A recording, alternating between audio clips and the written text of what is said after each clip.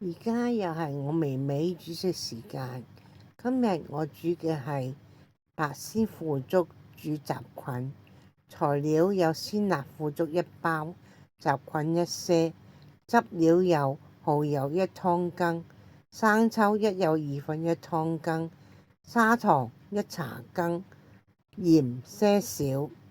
首先係去雜菌嘅根部。冬菇切片。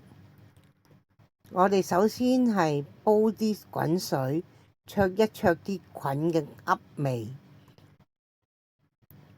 滾水之後，我哋先焯嗰個金菇，蓋上鑊蓋焯金菇。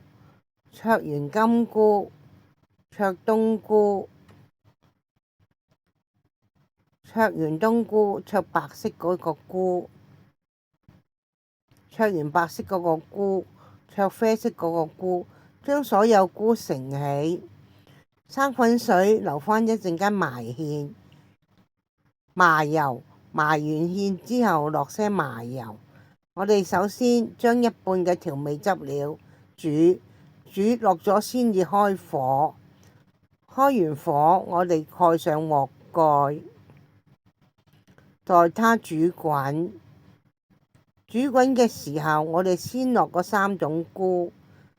因為點解先落呢3種菇？因為佢哋耐火些，金菇冇咁耐火。蓋上鑊蓋，煮呢3種菇。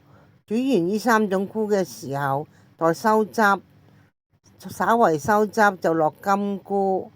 落完金菇，我哋落去稍為收汁，收到咁上下，我哋就落生粉水埋芡。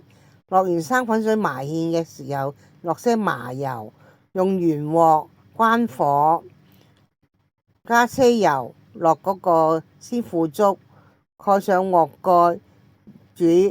因為呢個鮮腐竹我覺得太過辣，所以加些調味汁料落去煮，逐些加。加完要猛火收返個汁。逐些加完之後，我哋加晒所有調味汁料，然後就將呢個鮮腐竹放喺雜菌上邊。呢個辣鮮腐竹煮雜菌完成啦。